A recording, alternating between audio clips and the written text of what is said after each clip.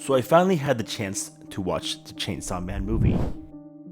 Boom. And after watching the film, I didn't realize how much my perspective will change on Chainsaw Man, the entire series as a whole.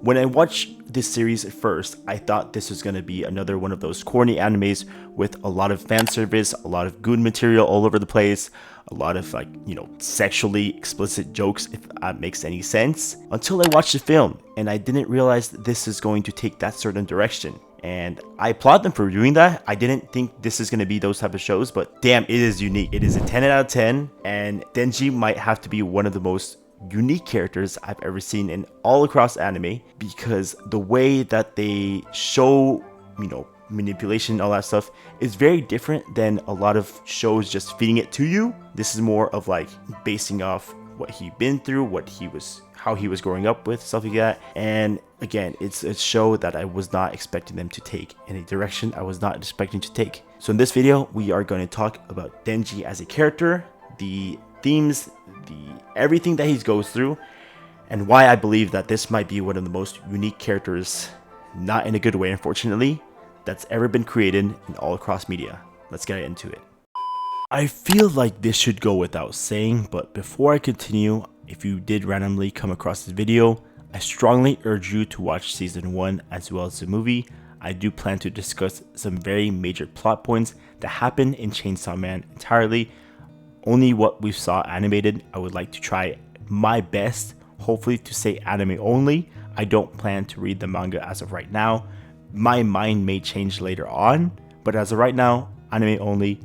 And I do encourage you to watch it before you continue this video. If you want to come back to it, please let me know in the comment section below if you did enjoy this video. And that's all my little disclaimer for right now. Let's just get right into it. So who really is Denji? So Denji, he's our main character behind the show Chainsaw Man, and right from the very beginning, you can tell that the kid is struggling, doing anything he can just to get by.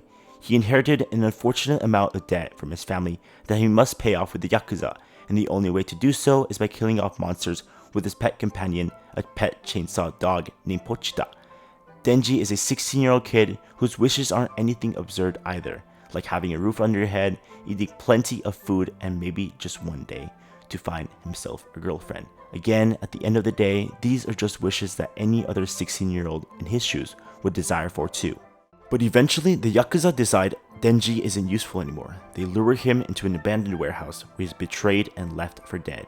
And it's there, on the brink of death, that Pochita makes a deal with him, a contract of some sort, granting Denji a brand new heart, a new form, and a second chance at life as a Chainsaw Man. The first episode to me is a great way to introduce Denji as a character and how he was raised and his background and the type of struggle that he once was going through. But the real manipulation comes when he meets Makima for the very first time, and at the same time introduces a type of devil hunting group that grants Denji all that he desires that he once had hoped for: a roof under his head, and being able to eat plenty of satisfying foods, and a possible real opportunity at love. Makima takes note of this and easily manipulates Denji by playing a role of a pretend girlfriend.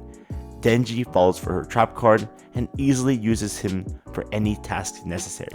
This whole manipulative tactic that everyone likes to take advantage of isn't unfortunately the first time that this happened. Denji falls for another manipulative tactic that is far too easy to take advantage of, and it's such a corny thing to watch that's on screen every single time, and I hate how horny he is, but again, he's a 16-year-old kid. His hormones are probably way off the chart at this point, so I guess that's probably a story for another day.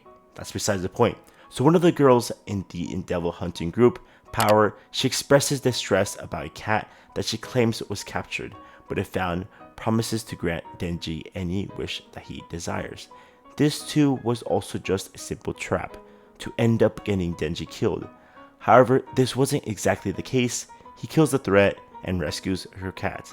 It's a clearly stupid reason why he eliminated the threat in the first place, but remember, he's a 16-year-old kid who was pretty much lonely for the first part of his life. So as I was writing my script, I didn't realize that there's a lot of context that I was missing, and I feel like I should throw in my 2 cents here, go off script, and talk to you from my memory and some notes I wrote down.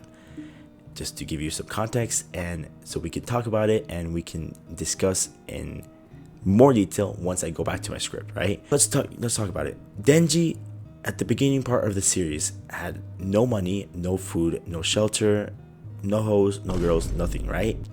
He just wants to live a normal life, right? He's been pretty much taught to kill for money at 16 years old, and then once he's recruited into this devil hunting group, he does the same thing again, but doesn't get to live that, innocence that every single 16-year-old gets to be able to live, right? And again, you just want to have a relationship at the point, meet girls. It's normal. I get it. It's a 16-year-old kid. Like, cut him some slack, right? Yes, he appears to be horny 99% of the time, maybe even 100% of the time, but this is like a small nitpick I have. I feel like, in my opinion, the like horniness that he has going on is just a little point home, right? Just to drive something home. Just to be like, hey, he's been deprived of everything in life. He doesn't have anything growing up. And now that those basic needs are met, he just wants someone that can appreciate him, that can love him. But of course, every single girl that he meets has been terrible, right? Has been using him for their own benefit, like even Power at one point, when I mentioned earlier, basically uses her own body and be like, hey, grab my cat, I'll let you touch so-and-so, right? I don't know if I can say on YouTube, but let me just play it safe. Every single person has been using him. Makima too. Food, shelter, and giving him that small little bit of like sprinkling in affection, the bare minimum, just to keep him strung along and do whatever that she says. Unfortunately, that's the case. Just like a dog. Like they said this in the season. This is literally his life. And then he meets Reze, which is pretty much the same person as him. I'm going to go into this in more detail, but it makes the scene and what we're seeing on screen feel so much harder and hit in a different version that I've never seen before. And Tatsuki Fujimoto, the guy that created Look Back, can create a very unique romantic not necessarily romantic comedy, but a romantic tragedy in a way. And it's something I've never seen in anime before, but it's something that, again, hits so much harder once after you see the movie and once you realize what's actually going on screen. So let's just continue with the script. This is my little tangent, and let's just continue. And now finally we get to the Reze arc. An incredible movie that mentally breaks down Denji even further, but gives us a clearer answer as to who Denji is. And at the end of the day, he just wants to live a normal life, just like the rest of us. After going on a date, if you even want to call it a date, with Makima, Denji clearly has feelings for Makima. However, these feelings aren't exactly reciprocated, and Makima is clearly using these feelings to her advantage. In this movie, Denji meets a girl named Reze, who works as a type of accomplice in a way to the Gun Devil, which by name is the biggest threat in the city, but we have not seen on screen just yet. When Reze meets Denji for the very first time, she's loving the corniness of it all, by the little flower that he happens to regurgitate. So yeah, this all means that they're matching their freak and are literally perfect for each other. This of course sparked a friendship that will only lead to a recipe for disaster. So up to this point in the show, it is now Denji's third time being manipulated and taken advantage of by the third girl in the show, and unfortunately every single female in the show is pretty much taking advantage of Denji as well. I thought he would learn his lesson by now, but with Reze it's a lot worse. So let's talk about it with more detail. I can teach you everything. Let me teach you. Up to this point in Chainsaw Man, there hasn't really been a point where any single girl that Denji has met has reciprocated these feelings in some sort of way. And with Makima, she's doing just barely enough just to be able to tie him along, but there's really no sort of feeling that she has for him whatsoever, which is probably the worst case to have. Then comes Reze. Up to this point in the story, she's the very first girl who generally seems to return Denji's feelings. And with her, Denji finally gets to experience all the cheesy and sweet moments that come with a new relationship, going on dates, hanging out in cafes, and enjoying summer festivals, and even sneaking into an abandoned school to be able to explore together. This is where she teaches Denji the little bit of English that she knows, and it all seems playful, but carries a deeper meaning behind it all. And the more time Reze spends with Denji, the more that she realizes something important. He's just like her. The boy that she was sent out to kill grew up under the same conditions as she did, but has no choice but to bury that realization and keep playing her role. Neither one of them had ever attended school, and neither one of them had any sort of real freedom, or even the chance to form their own childhood memories. They're two people molded, almost programmed, to follow orders and fulfill someone else's purpose. That moment where Denji spits out a flower isn't just the two of them acting weird, Ta-da!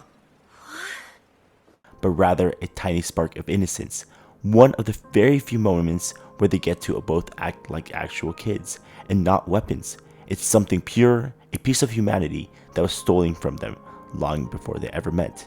And that's why Reze, as a character, stands out. It's a reminder of who they could have been if their lives weren't built around violence. This makes the pool scene that happens later on hit even harder. When Reze takes things even further and even wants to take things intimate, Denji experiences this raw vulnerability, learning to swim and being able to be completely exposed with someone he believes genuinely cares about him. But beneath the sweetness of it all is something much darker. Instead of a genuine romantic awakening, we're watching Denji's innocence once again get twisted and taken away from him. Paired with the music and atmosphere, it becomes clear that this isn't just a coming of age moment. It's another step in breaking down a kid who's never got to be one in the first place. And that's what makes the fight scene that follows feel so unique and different. On the surface, it's brutal. Chainsaw Man versus the Bomb Devil. But underneath, it's two people who are only fighting because they've been ordered to. Neither one of them truly want to kill each other, and they're only just acting out the rules that they were conditioned to play at such an early age. When Denji finally gets the upper hand, he doesn't finish her off, he spares Reze, and it brings everything into a full circle, and back to the moments where he believes she cared for him, simply for who he was. Or as he puts it, someone who isn't just after his chainsaw heart. Everybody's after my chainsaw heart! What about my heart? Denji's heart! Does nobody want that? Ah! In that moment, Denji clings to the small bit of innocence and connection they once shared, even if everything else between them was built on lies and manipulation. It isn't until the final moments of the film that Reze's secrets are finally revealed, but the tragedy is that her truth only comes to light within her last breath, when she quietly admits, "To tell you the truth, I've never been to school either." And it's at that moment where everything finally clicks.